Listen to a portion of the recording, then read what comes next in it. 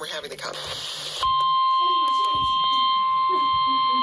The National Weather Service in Peachtree City has issued a severe thunderstorm warning for northeastern Rockdale County in north-central Georgia, southeastern DeKalb County in north-central Georgia, south-central Gwinnett County in north-central Georgia until 12:15 Eastern Daylight Time. At 11:38 a.m. Eastern Daylight Time, a severe thunderstorm was located over Belmont, Oregon, 7 miles southeast of Decatur, moving northeast at 30 miles per hour. Hazard, 60 miles per hour wind gusts and penny-sized hail. Source, radar indicated. Impact, expects damage to roofs, siding, and trees. Locations impacted include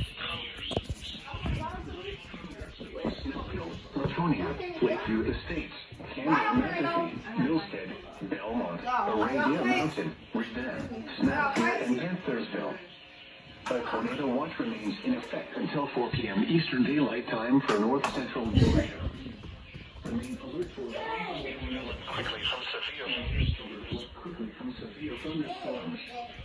If you spot a tornado, go at once into the central room in a sturdy structure.